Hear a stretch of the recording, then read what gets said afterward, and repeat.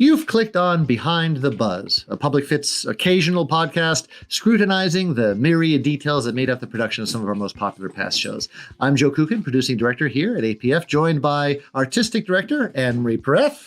Hi there. Hello. And today, in a special add-on episode, we'll be talking with Lauren Gunderson, the playwright of our recent stage reading of I and You. Fair warning, we reveal a number of spoilers in this conversation about I and You, so if you haven't seen the play and want to stay in the dark, this might not be the episode for you.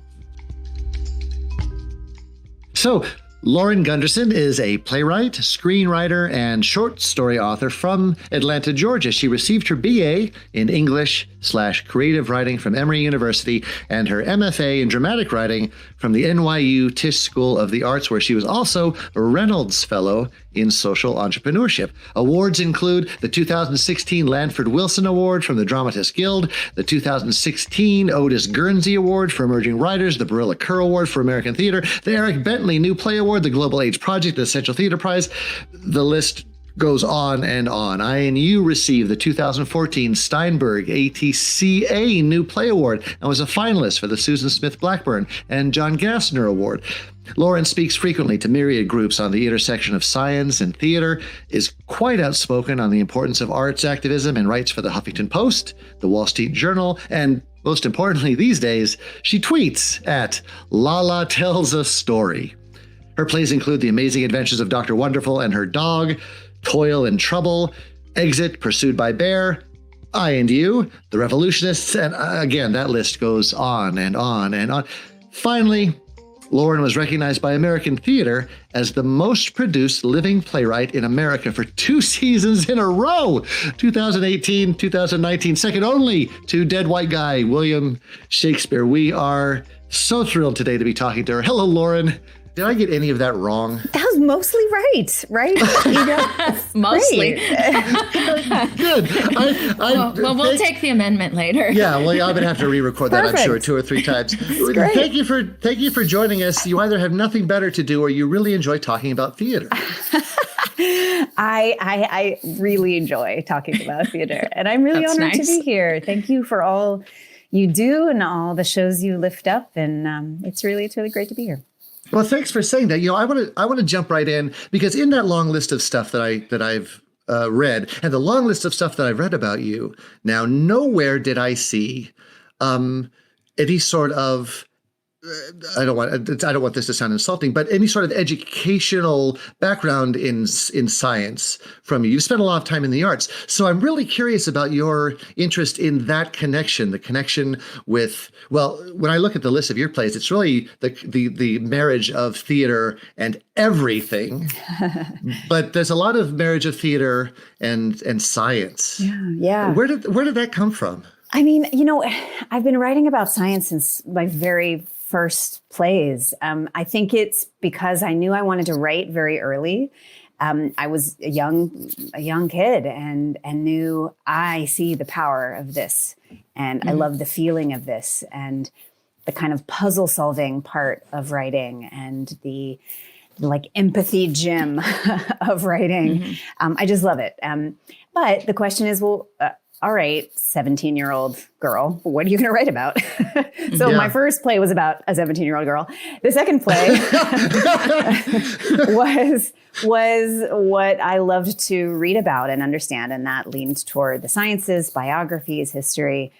And so I kind of been on those 2 tracks my entire career of, what do I know from my own personal lived experience, and then what do I dream about and time travel throughout history and making up wild worlds. And so, I kind of do a bit of both. But in terms of the sciences, it just felt like, besides theater and storytelling, science is the truth.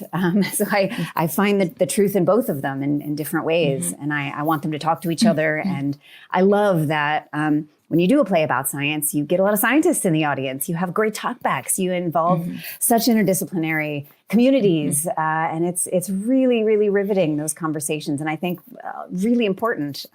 So, yeah. Well, but science, but also, I mean, history and female characters in history and sort of the marriage of theater and those things. It really seems like you have a very clear idea of the power of theater and how theater connects to so many things. Was that a true statement? Yeah. And when I was a kid, I looked around again. I knew I wanted to write when I was young, and part of that revelation was looking around and not seeing a lot of plays that I could do as an actor, as a young girl, and saying, why? Even as an older girl or a woman or on and on. I'm such been so influenced by Shakespeare and learned so much, and Tennessee Williams and Arthur Miller and on. And I kind of looked around and said, well, who's writing all these plays? Oh, lots of men. Okay. So maybe those two things are related. And, Katori Hall talks about this as well. She started writing incredible roles for Black women because she didn't see any. And, that was the fashion when I was in my undergraduate program 1,000 years ago, for our instructors to say, hey, ladies, there's not enough parts for you. You're just going to have to deal with it. There's just more parts for men. Well, and some people dealt with it by shriveling up and quitting the business. And some people dealt with it, Absolutely. like Lauren, by writing those parts. Yeah. Do you still act? Do you still perform, Lauren? Or do you? Funny you should ask that. I rarely do, frankly, because, as Trenton will know, it's very hard. It's very hard to do. And in normal non-COVID times, you have to show up every night to do that. And I am not very good at that sort of regularity. So I do sometimes. We just had an audio play of a play of mine called The Heath, which starred me because it's about me and my grandfather. And the other role was performed by the incredible John Larroquette. So that's those rare moments where I will do those things. But again, an audio play is something you can kind of do once, get it right, and then go back to the world. I did not know John Larroquette was still alive. I'm so glad to hear that. And two, was that, so you say it's a play about you. That seems new. Seems a bit of a departure from all the stuff I've read from you before. What led you to that step? Yeah, I mean, both The Catastrophist, which is the other play that I've worked on in COVID times, which is based on my husband, but there's a lot of playwright Lauren in there as well. And The Heath, which I'd written long before COVID, but it felt like the right kind of play that could live happily in a COVID safe medium like audio drama. So yeah, I mean, I've been thinking a lot about this because somehow I got in my head that you weren't supposed to write about yourself. And so, but then I'm in the body I'm in. I'm in the experiences I'm in. I've been made by the world as I've experienced it. And so at a certain point, I think every writer probably turns to what they know very much for true. I know this to be true because it happened to me. And I've trained myself to know things that didn't happen to me because it happened 300 years ago or because I've read about this and that. But I think there is such a purity to somebody saying this happened and I'll tell you how and what I know after it.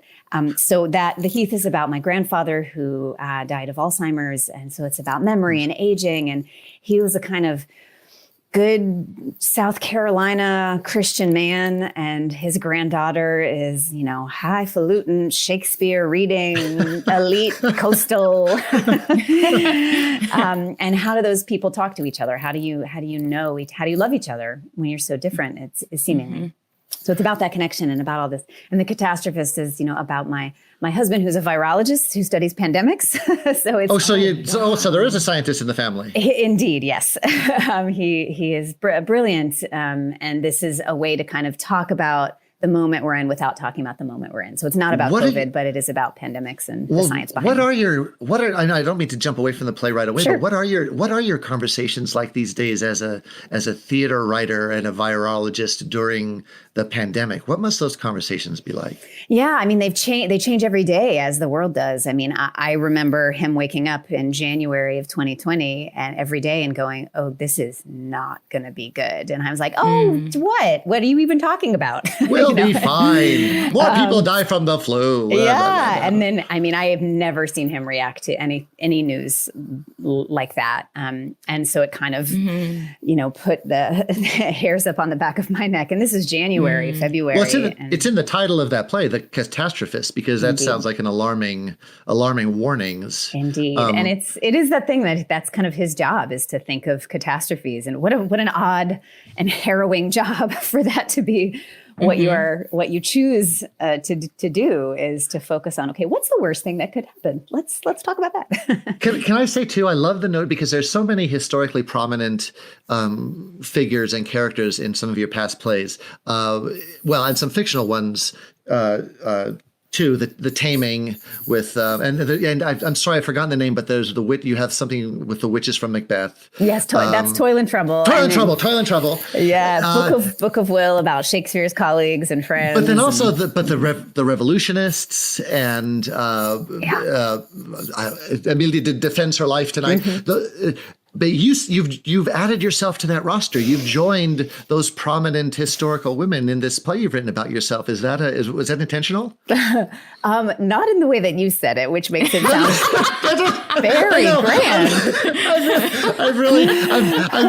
I've made you more pretentious than you are, just because I'm so pretentious. So it's I wouldn't say she's pretentious. No, that's what I'm saying. I've made her that because I am, and it's completely false and wrong. Well, in some ways, it's a funny thing, because it's a bit of the opposite of pretension, because it is very humbling to put your story in that form, because what the form of theater asks us to do is to face the worst of ourselves and to face the hardest things. And in some ways, that's what made me hesitant to write about my husband, was because my job as a dramatist is to take a main character, find every weakness and fear and sorrow, and say, we're going there. And so to do that with oneself or with people we love, with my grandfather, on and on. And, it works well when I'm writing about Marie Curie. It's kind of interesting to think about, I think of her as such a kind of titan of stability and intellect, and then finding that one part in her life that was just a mess, where she was so depressed she almost killed herself. I mean, how do we know so much more about her because of that story than all the Nobel Prizes? So, finding those hardest moments, it's a bit of a bear to think about it for oneself or anyone you actually know in life. I teach play analysis at UNLV, and one of the playwrights that we explore is Sam Shepard, and he said in a quote of his, I'm not going to be able to quote him word for word, but he said he faced a moment in his life where he realized he had to start writing about his own experience and start writing about his family and start writing about his father and his relationship with his father. And that was very challenging and very personal and very exposing. And then we got Buried Child. So, it's not a bad instinct to follow. I think many writers have done it, and with varying degrees of explicit accuracy to one's own life. Sometimes you say this play is about me, and you're like, where? and the writer knows all of the corners of it that are very much true to their lived experience. And it doesn't necessarily look exactly like that from the outside. And then some are very much like, hi, this is this is me. And I don't know if you've thought this way, but I don't think you can always do it with just one play. I think Buried Child, yes, but also Fool for Love is a connection to his father. I mean, talking about Shepard, it took Eugene O'Neill how many plays to not just Long Day's Journey. Tennessee Williams, how many plays? So are there more coming from you? Are you going to be able to do it in just one play, or are there going to be more, do you think? There's always more plays with me. But I think one thing I haven't written as much about is motherhood, and if I end up as a grandmother, I don't know that Lauren yet. I don't know what she knows, so we'll have to see. I'm glad you mentioned motherhood, because that's a really easy transition now into talking about I and You, which I'd like to, if we can, for a little bit, talk about I and You. that seems like a play written from a very specific perspective, this teenage girl. And I don't know, is this your experience as a teenage girl? Is this your experience of looking around at the children around you? Yeah, it's very much an amalgam. I mean, that character, I think, I was determined to write a prickly, quote unquote, unlikable female character because of how few there are and how scared we are of them. Critically and artistically, girls just have to fall into such perfect boxes. And we still call them ingenues. We still say when we're casting that age, Carolyn is an ingenue. Yeah, she's not really. She is mature and feisty and powerful, but also that is because she's dealing with very adult things. A face-to-face, nose-to-nose glare with her own mortality, with illness, with heartbreak, with being isolated. And so I really wanted to kind of examine that age where you're enough of a kid to still think kid things and all of the hope and excitement of youth, but also whether it's because of your own experience or it's always your own experience that has matured you, perhaps even beyond where you would be. Or anyone else's at that age, to really give you a gravity to your experience and your life and your perspective. So Caroline was, she's a little bit of me, but I'm actually way more Anthony in terms of nerdy obsession with things and perfectionism and feeling like I have to be the best student. And Caroline doesn't give a crap about any of that. She's just, very much trying to push the world away. And she's kind of given up when we meet her, even though we may not think that in her heart she has. And it's until she meets Anthony that she finds more reason to be. It's interesting that you mentioned that because I have a lot of compassion for Caroline because I see her potential in the future. I knew a lot of Carolines in my past. I would say that I was a Caroline, very feisty, a lot of shields, and you have to kind of break through those shields in order, to adapt and become more self-actualized. And so, even though you describe her as unlikable, I find her so lovable because I see her potential. Well, me too. That's the point. I knew people, and they did, reviewing it, talking about her unlikability. And then you think, why? Because she's dealing with something? Because she has a specific personality? Because she may not be nice to you? What have you done to earn her niceness? You know what I mean? So there's so much. We're so unforgiving when it comes to girls. And then my counter is always like, is Hamlet very likable? How likable is King Lear? You know what I mean? Let's maybe take that word off the table. Also, I feel like women are really hard on each other, and just in a really nasty, insidious way. And I found that with some of my female friends who came to see the play, they were really hard on that particular character. And I was so defensive of her. Yeah. I was like, no, I get her. She's mine and I'm going to protect her. Yeah. So I really relate to that. Well, I also think, she's a child. I think but she's a very modern child. Your use of the language and the capturing of sort of modern kids speak is remarkable, I think.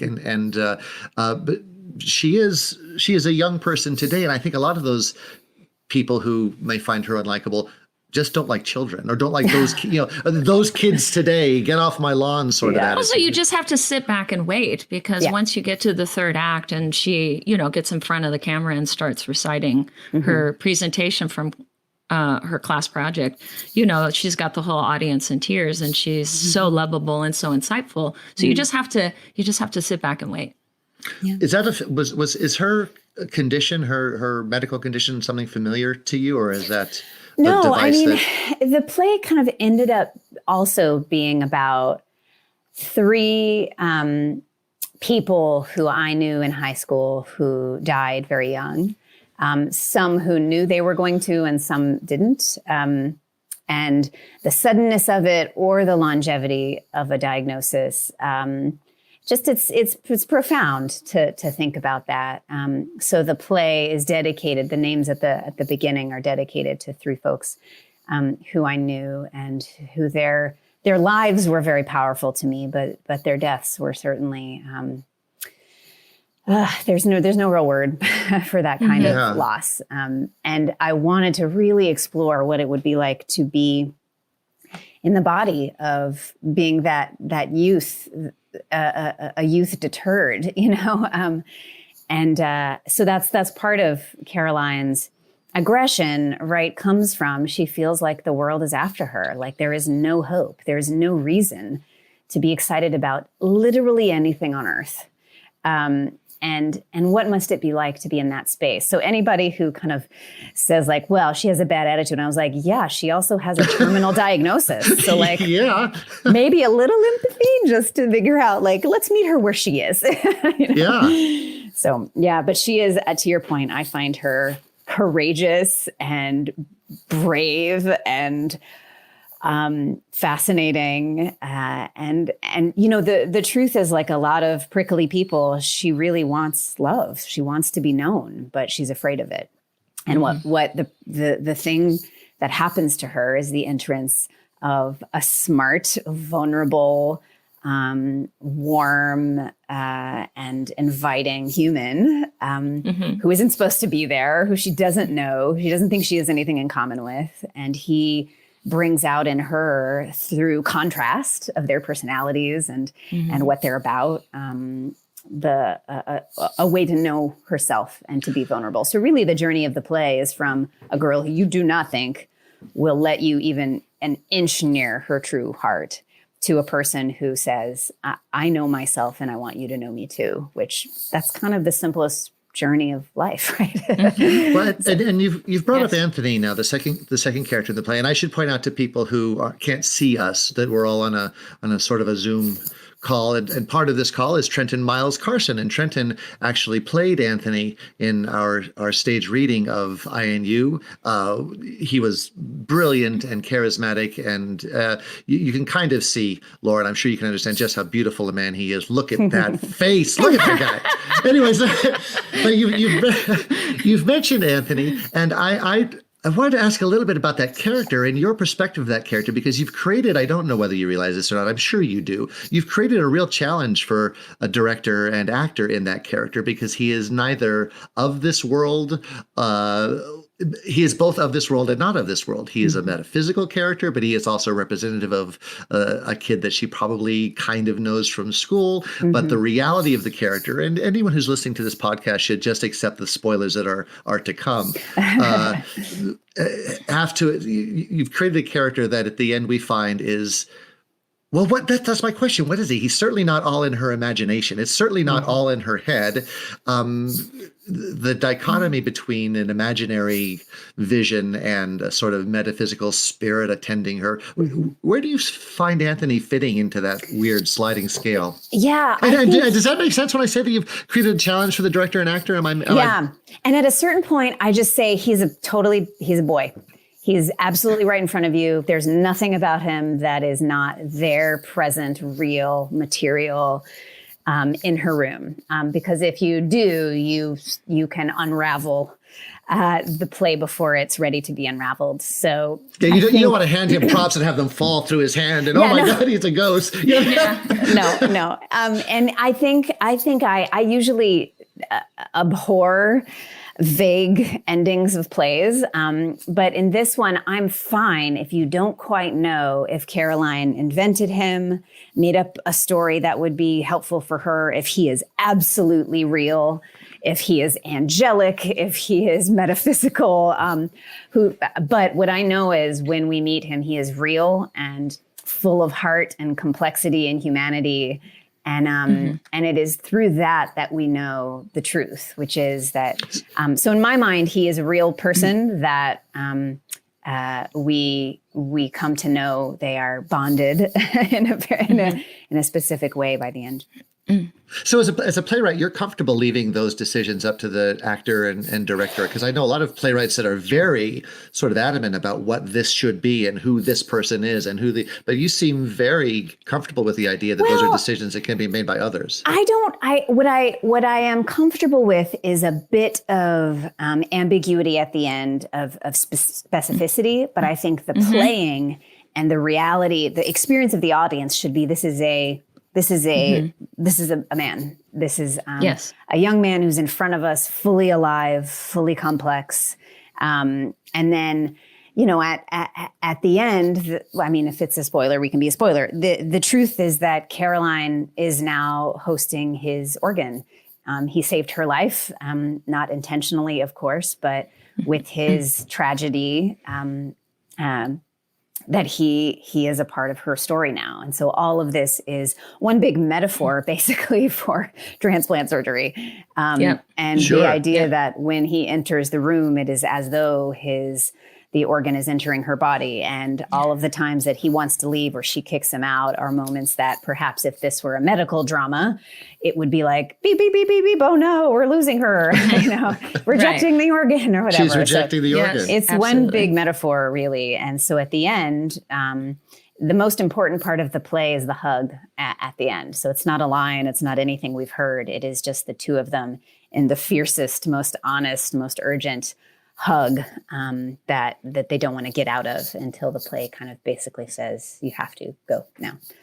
And it's funny, it took us a while to get to that because we rehearsed this play during COVID conditions. And the actors actually rehearsed the majority of the play with social distancing. Yeah, we had to and masks. we were, even though it was a stage reading, I took it very seriously as I didn't want it to be, I wanted it to be almost baked. And since I hadn't directed a project in such a long time, it was just really nice to be in the rehearsal room, but I was really afraid to put the actors in danger, to put the stage manager in danger, put myself in danger just because of what, the world is experiencing. So, we socially distanced, we masked up. I didn't see the actors' faces until we did rapid testing, 2 days beforehand. And that was quite an experience. Wouldn't you say, Trenton, for you guys, when you took your masks off and Carmen, definitely, who played Caroline, she couldn't stop laughing. She was like, what's happening? That's what you're doing underneath that mask? Yeah. Oh my goodness. It was really kind of like a nice acting moment for them. Well, since you brought Trenton into the conversation, I want to ask you really quickly, Trenton, the comments that Lauren's making now about Anthony, does that land with you? Do you recall heading in that direction? Because I remember we had a conversation and you had a bit of a problem identifying the reality of the character. Yeah, it was a little hard for me to figure out exactly what Anthony is. But I think, like Lauren was saying, that's the point of it. It's kind of up for interpretation. So my thought process was, okay, if Caroline is going through this procedure and she's trying to figure out if this liver is the right liver for her, then what would that look like from Anthony's standpoint? And I just figured she would be dreaming about a boy. So he's just a regular boy who kind of puts the idea of, hey, you should think about loving yourself and think about living life and pursuing life, even though things are kind of down right now. You should, he plants that message in her head. And I kind of just I thought it would be best if I just thought about him as just a kid. It played very well. Well, yeah. I mean, you can't play a unconscious organ because that would be impossible. But I do. The idea is just like, don't play the ending. Never play the ending before you're at the ending.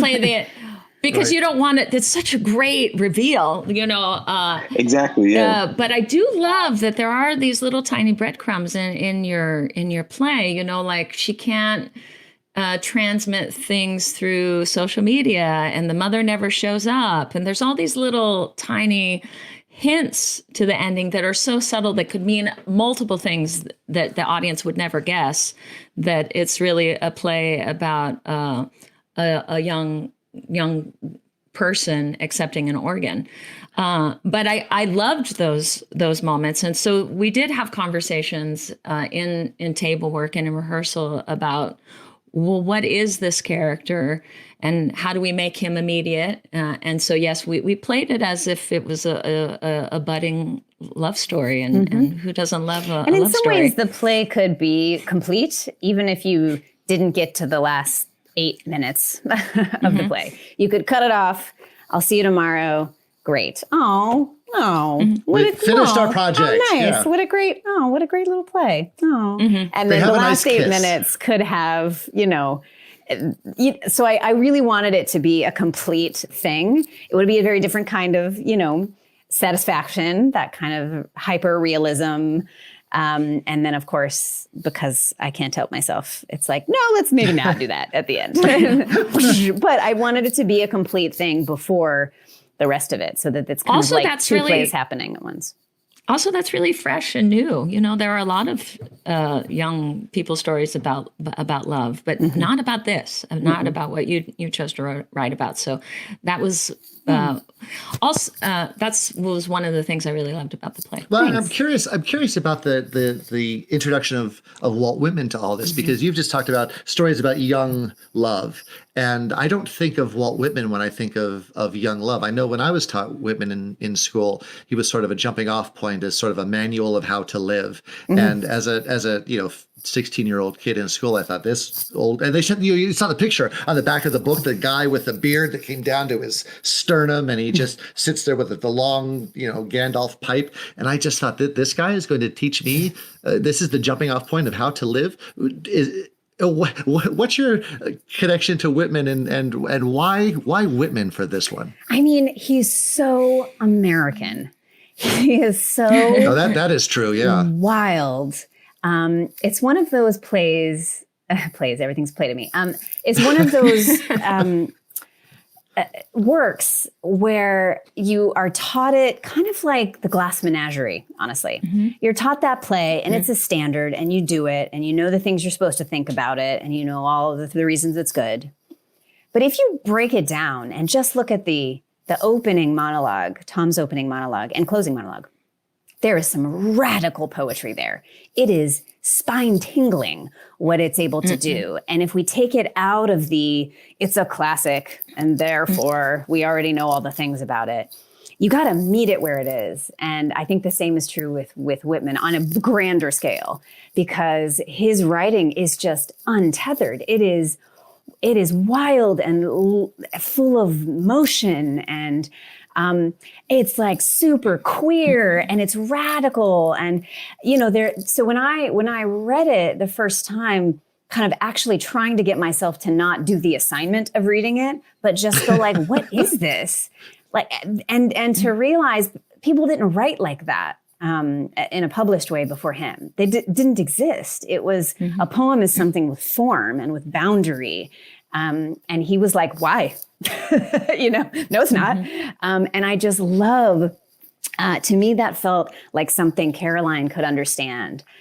Is somebody going, no, I'm not doing that. I'm not going to write the way you want me to write. I'm not going to think the way you want me to think. I'm not going to talk about love or bodies or death in any way that has been done before. And it just feels like a big F you, a beautiful F you. And I think that's what Caroline would like. But for Anthony, I think there's answers in it. It is comforting. It is beautiful. It is John Coltrane, the reason those two art forms are there is they're very American art forms. And they're radical, and through the radical rule breaking, pattern breaking nature of them, they find a kind of epic beauty that was unknown before then. So I go to those two. Because, as a kid, everything is a discovery, these would have been new to them, and you don't know something until you know it. And that age in particular, when you're seeking out, like you hear the Beatles for the first time, like I don't remember when that was for me, but there was a moment when I was like, what is this? You know what I mean? Yeah. And I think trying to capture that moment when you are young enough to have things be totally new, but mature enough to know that there is great meaning in them, and to kind of feel the wisdom and want to grab it. So that's part of it. Whitman was like that for me, and I have several memories of reading him on outside of my window, on my little slanted roof outside my window, that I was like, this is way weirder than they're telling me. I'm so glad that you explained that, because it gives me a lot of insight. I remember when I read one of the most important moments for a director is the first time they read the play. I kind of create my hot list of just like the impulses that I have and the sensorial experiences that I have. And usually when I come to a play, I don't really come to a play in a very intellectual space. I come to a more emotional heart space, because that's just how I'm wired as a person.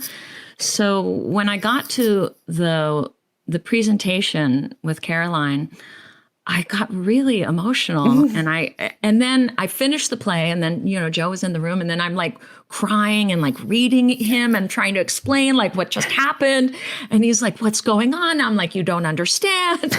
But then as I got to work on the play, what I appreciated. Oh, and by the way, the gal who, the actress who played Caroline, she also had the same experience that I did when she read the play the first time. We both got really emotional.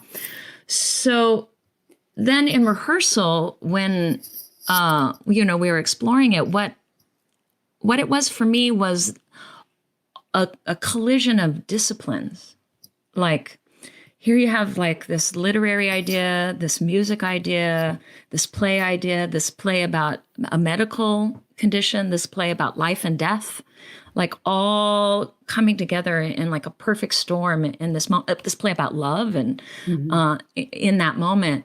And so it takes it beyond just a very simple story about two people falling in love. It becomes like high art to me. In that moment. And that's why I love that moment and the play so much is that collision. Yeah. I mean, I never thought about it until you were just saying that, but the presentation, because what Anthony offers is a way to understand enormous things. You understand just tides of humanity through Whitman. But truly what the play is doing is the same thing. They are trying to unpack meaning, to find meaning. That they're doing it in the Whitman, and he does it with Coltrane. And, she does it when she talks about her turtle and her, her photography, her art. Those are all ways to desperately find meaning that you want so much to understand. What is love? What is life? What's the damn point? What am I doing? Why and what and how and all that. And that is in some ways the assignment of this play, is to say, Caroline, Anthony, this is your chance to find the meaning in meeting each other and being together and the source, the soul, the life that you see in each other is now yours. And so finding that meaning, in some ways it's like Anthony comes in and is like, I do not know how to talk to this girl. I do not know how to walk in and be like, "Hi, I'm dead. You have my organ. Let's talk." No, you obviously can't start there. So how does he get there? Come on, that wasn't the first draft, though, I bet. Right. It was a very short play. So the idea is to know where I'm getting. I've got to get to that point. But how do we get to this point where he can say that and know that it's going to be okay? Because he has a journey, too. His journey is like, is this the body I want to be in? Like, is this the life? And if it's not, I got to fix it. I got to communicate to her about how big her life needs to be, how beautiful, how even if it's really hard, keep going. I believe you. I need you. Anthony needs her. She needs him, but Anthony needs her too. And so finding that coming together is really where both of them are searching for something they think the other has, and that they need from each other. But it's a very delicate journey, and should be very emotional and actable.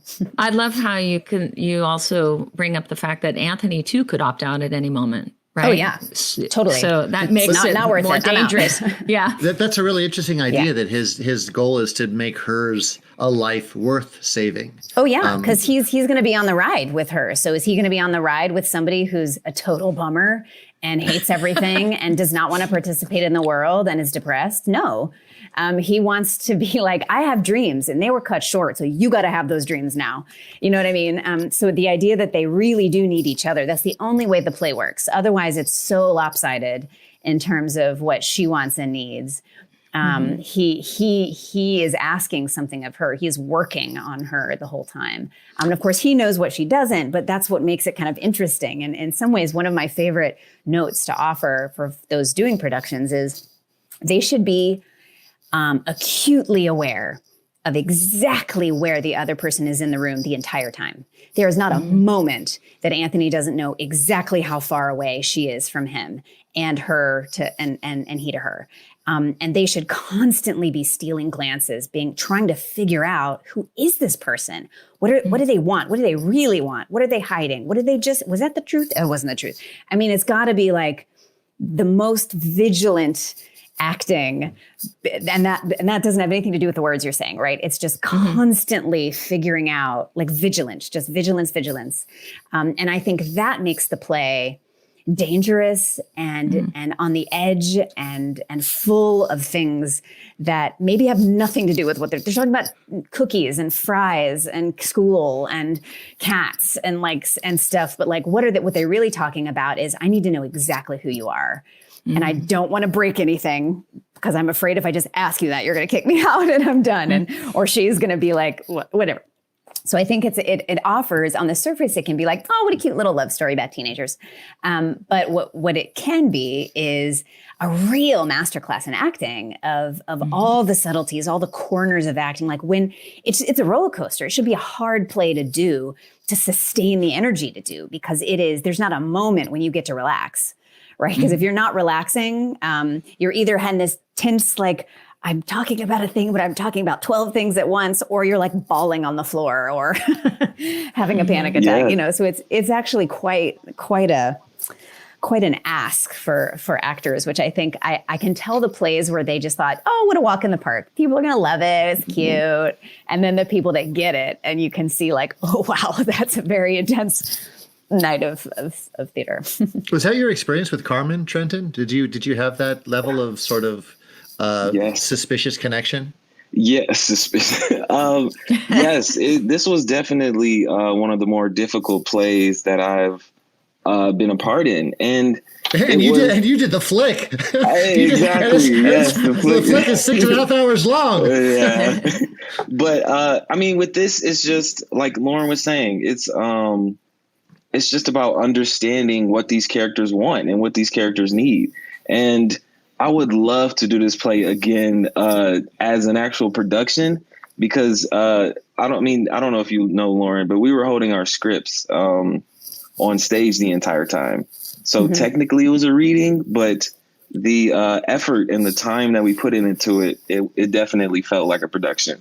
So you had 5 weeks of rehearsal. You were 85% of the way there. Let's be honest. The only thing you were missing was a set and like real props. Although we do have the turtle. Yeah. Where did that come from, Lauren? Where did the turtle come from? My son's little toy. Really? Oh, that's awesome. I want to ask, just to talk about young people. From my perspective, there's a forgotten audience in the world, right? We have sort of theater for grownups, and we have children's theater with men in their underwear and guys in hamster suits. But there's that audience, that high school sort of college age audience that seems to be kind of a forgotten audience. I don't know that anybody writes specifically for them. They write for themselves, but I don't know that anybody writes for them. Do you feel this is a play that you've written for that audience, or is this a universal? I hope it's universal, but what I think when we usually say universal, we mean people over 30 who have lots of expendable income. Exactly right. So I think the biggest compliment I've ever gotten about this play was in its very first production, where a group of high schoolers we did a matinee of the show. And enough of them wanted to bring their parents. So they came back with their parents. They brought their parents to the theater instead of their parents hauling them to the theater. Right. And I think that's the kind of theater that I really love, is that intergenerational conversations that can be had. And the idea of a young kid saying, Mom, you need to see this play. Who says that? Like, that doesn't happen. So, and it was really interesting when we did a production in the UK a few years ago. That was gorgeous production with Maisie Williams from Game of Thrones, Zach Wyatt, Ed Hall directed. And one of the really interesting things was Maisie obviously has quite a big fan base, particularly on Instagram. And so they did a videoed recording of the production that was released on Instagram for like a week or two. And you could watch it only on Instagram. Oh, wow. And you could see, it was in two halves. And it was this radical, again, we're in COVID and we're so used to doing things in video suddenly in the last year. But then it was like, what do you mean a play is on Instagram? What are you even talking about? So I thought it was such an interesting way to meet the audience of that play, where they are, which is on their phones and on their iPads and on their computers. And so we saw people obviously around the world watching her beautiful performance. Oh, wow. Because it's a play about a girl on Instagram, a girl taking pictures with her phone. And so why not we put the play there, which I think was fabulous. So we had our traditional production where you have all the normal people that come and a bunch of other folks. I mean, sure, she had got a lot of younger audiences to that theater because of who she is and who Zach is. But I just thought that was really interesting, of kind of saying, if we continue to insist that there's one way to experience theater, and it's the way that older, richer, whiter people do, then that's actually not inclusivity. That's not that. There's no. Of course, we understand why people aren't coming. If you're not going to welcome me in the way that I want to be, that I can be there.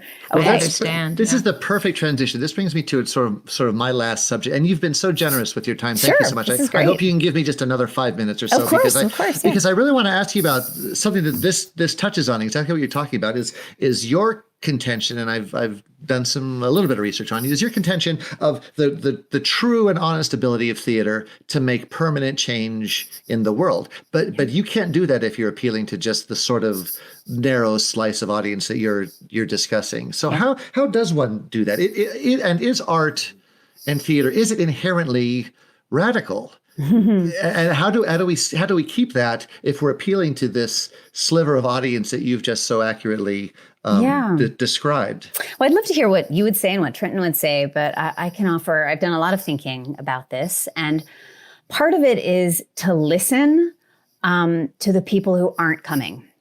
And why? Is it, if we continue to insist that theater is $50 a ticket, $100 a ticket, $200 a ticket at 8 p.m. on a Saturday, then we're not going to get people with kids. We're not going to get people with more than one job. We're not going to get people who don't have transportation, childcare. We're not going to get people who don't have that expendable income. And so we have to either say, if we believe that these plays matter and they do touch people, and they do, as recent scientific reports that just came out yesterday was a study that said that a play that is really engaging and well done can make sustainable change, not just in a person's opinion, a political opinion, an emotional opinion, but in their action. They will donate more after seeing a play about various things that they wouldn't have done before. So, okay, it is a tool. It's an active tool. So we have to figure out, if we believe that it matters, which every grant that everyone submits, every 501c3 is saying, we believe that theater really matters. It's not just entertainment. And it's not. If we believe that, then we got to do better. Then we got to make sure that the most people see it, engage with it, are welcomed in. And not just the people who can pay the price that we're used to asking them to pay. So how do we do that? How do we do it? I think streaming, digital offerings are wonderful ways to kind of, certainly for folks who haven't been to the theater before. I think we should tell people a lot more about the plays on the website. I think What if you got to read the first 5 pages of the script on the website? You got a whole scene that you could see, so people know what they're getting. We do it with movies, and that's why people go like, "Oh, I want to go see that movie versus that one. I don't know what the heck's about." Especially for new plays, right? If you're doing Hamlet, all right, you can figure out the plot. A quick Google, but for brand new plays, we're asking people to spend money and time and resources to something that they're like, "What is it though? I don't know who that is. I don't know." So like, what can we do to say, here are all the things you need to know? Some people have never been to a play before. They don't know how to buy a ticket. They don't know when to show up. A friend of mine was saying, when some of her friends who'd never been to a play before showed up an hour late, because that's what you do at concerts. Beyonce doesn't show up on time. Right? The Mumford and Sons or whatever you're watching. I don't know. Like they have an opening act, and then an hour later, and they're like, well, I didn't want to sit there and wait. So there's stuff that we think we've inherited these things that why not just talk about it? When we talk about color conscious casting, there's some people have been like, I don't understand why they're sisters, and you're like, let's just talk about it in the program. Here's what we're doing and why. So people feel like they're really equipped. And I think the radical stuff is making it a lot cheaper. And this is more of a conversation for grantors and funders, and how can we make this so that for one chunk of time, however we want to figure that out, because it is a big barrier. I also think it's making sure that the plays you choose, the people you work with, are very as diverse as the town you're in, as diverse as the country and the world that you're in. Not just the one we're in, but the one we want to be in. So I think that's where we get to kind of see it, so you can be it, kind of a thing. I teach women's playwrights also at UNLV, and you are almost certainly to be on the curriculum soon. I usually don't include the play in my curriculum unless I've directed it, because I don't feel like reading it 3 times is enough to really teach it. Sure. And so now I've had this conversation with you. I have I've gotten in the trenches with this play.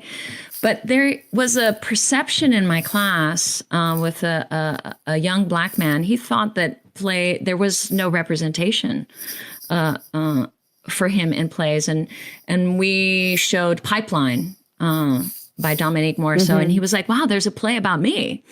And just getting that information out there, just that idea that the plays, there's multiple stories, they're diverse, they're written by women now, they're written by people of color.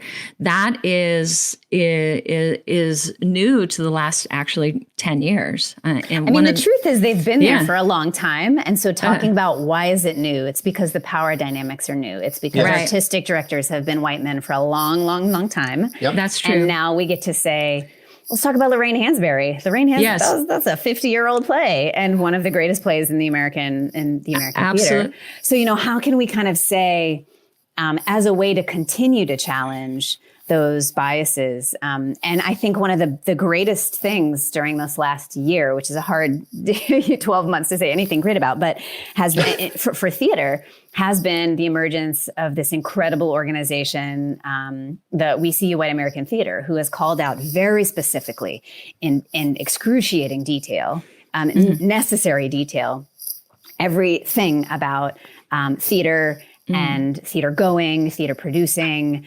that is problematic. And that is something that now that we have they wrote a handbook, basically. All those incredible people did the work for us. Now we have to go, now that we have the handbook, if you don't use it, that's a choice. Right. So there is, I'm excited about how, when I think about the future of theater, I'm like, thank God we're at this moment in time where we get to dive in and do things better and differently and bring people to the table and say, if this is not the table, let's make a new one. That's for you. And how do we share power, and how do we, learn about ourselves through this thing. One of the things in my classes, I go to the Pulitzer list and I show between 1959 and 1980, there was not one woman who won a Pulitzer, and Lorraine Hansberry was looked over during that time period. And so and that is a great play. That play actually changed my life in another way. So yes, I do think that the I'm going power. to insult everyone in the audience's intelligence and point out that play is called A Raisin in the Sun. Indeed, yes. Okay. We've skipped over that title. Yes, we have. did. I'm Sorry. Out there.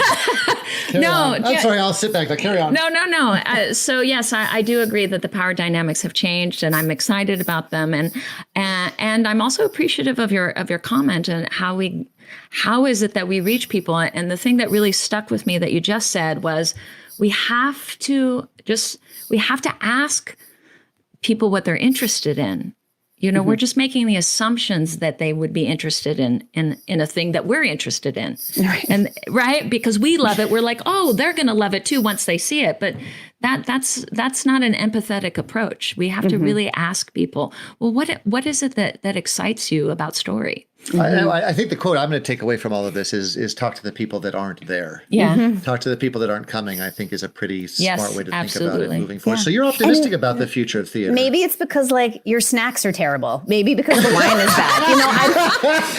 bad. Well, our snacks are fantastic. Yeah, we serve ice cream. We serve ice cream like the Brits. That's perfect. But maybe it's because the time is just too late. Like if it was at 6, they'd totally come. Like you don't know. And it's hard to understand a thing that you don't talk to. And anyway, so I'm excited about where we're going. I do think that this kind of rediscovery of things digital is intriguing. We will not know how to perfect it for a very long time, if ever, but I'm excited that that's much more in our vocabulary now.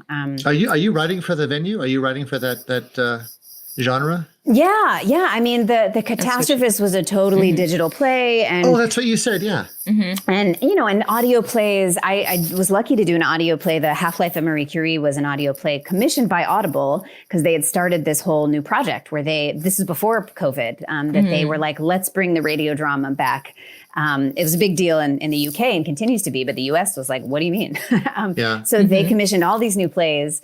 Including, I was very honored to be in that first cohort, and the play was both done on stage with the amazing Kate Mulgrew in New York, and then an audio version was captured as well. So you can listen to it, you can have both experiences, and you can do the play. It's been done on, like a normal play. You get the rights and you do it. And then there's this audio version that you can take on a walk with you or right here in the car. And so I think there has been really savvy, really smart explorations of different forms of theater, and some are magical and some are terrible. That's fine. A lot of theater is terrible. That's okay. It happens. It's an exploration. That's the other quote I'm going to take from this. Talk to the people that aren't there, and a lot of theater is terrible. That's right. But also, what's terrible for me may not be terrible for you, and that's totally that's the whole. And you got to do a lot of terrible to get to the good stuff too. Yeah. So I just think we kind of, if we continue to do theater for the right reason, it's never going to be bad, right? Or if it's bad, it's still good. You know what I mean? And what's the reason, Lauren? What's your reason? What is that reason for you? I think it is to learn how to be the best citizens we can be. It is learn how to be with each other. I think the actual anthropological origins of theater is a tool to investigate things we go through, all of us at some point, so that when we do go through them, we have a little experience. We have some wisdom passed on. We can understand what it's like to love, to lose someone, to trust, to be betrayed, to have joy, have sorrow. That's why we go to the theater, is to watch a life in front of us and take notes and to say, oh, that's a good point, Hamlet. Maybe I will not make the same choices as you. Or, you look at A Raisin in the Sun and be like, hell yeah, I wish I was that good of a person, or whatever. Maggie Edson said a very similar thing, that part of the role of artists and the responsibility was to help people through their journey. Yep. And that was how she sort of approached life. So that's a remarkable. And to see that journey, it happens a lot. Everyone goes through some version of it. So I think if we're doing that, if we're trying to say what is both universal and distinct, and we can hold those two ideas in our head, right? There is everyone's going to love, everyone's going to lose. live, die, grow, change, etc. But what is distinct about this person's life is also as value as what is universal, and how to blend that and be welcoming. Like, don't be mean, be nice, be creative, surprise yourself, surprise, you know what I mean? That's what I think the point is. And that seems like the perfect place for us to stop right now. You promised us a half hour. You've given us an hour. I can't thank you enough for the generosity of your time and conversation and thoughts. And it's really, I have to say, it's just so refreshing and really nice to talk with someone working at the level that you're at, who remains optimistic about the theater and remains optimistic about the nature of art and the efficacy and power of art and its radical potentials. Well, it is a great pleasure to talk to you. Thank you for doing the play and spending such great, thoughtful time on it. So nice to meet you, Trenton, and bravo. we were actually hoping to do it as a stand-up, fully staged performance, sneakily hoping to grab in some of that younger audience that you were talking about. But also, it's just such a beautiful play, and we're very interested in theatrical moments, and your play is just full of beautiful theatrical moments that sort of offer the chance to take audiences' breath away. So thank you for that. And is there anything you want to plug? Anything that you're writing now that you want to plug? You want the name of that Audible? You can play? Listen to The Half-Life of Marie Curie on audible.com. You can listen to The Catastrophist at marintheater.org, MARIN. Theater with the RE.org. That'll go through July. Are you still resident? You're a resident playwright there, yes? I'm a resident playwright there, yeah. So you can listen to it there or at Roundhouse Theater. They're both hosting that. Just thank you for any way that your audience is supporting theater, engaging with theater. I just thank them for not giving up during this wild time. And I cannot wait to be in an overcrowded theater lobby drinking crappy wine at intermission. Us too. Soon. Yes. May it be soon. Call us when you come to Las Vegas, because everyone ends up here eventually. So come visit us. Would love it. Thank you, Lauren. It was such a pleasure meeting you. Likewise. Thanks. And that's it for this episode of Behind the Buzz, a continuing conversation from a public theater company. This was a special add-on addition to our previous season, and I want to thank Lauren Gunderson and Trenton Miles Carson for joining us today. What a great conversation. If you enjoy these conversations, please take a moment to subscribe. We have plans for more episodes forthcoming as we navigate our exit from this pandemic. In the meantime, if you have any questions, comments, or suggestions for upcoming episodes, upcoming seasons, drop us an email at behindthebuzz@publicfit.org. Your suggestions really do help us as we continue to examine our work and continue to talk with influential artists who truly work to change the world around them with their work. Behind the Buzz is a product of a Public Fit Theater company in association with Giant Leap Industries. Adam Paul, director.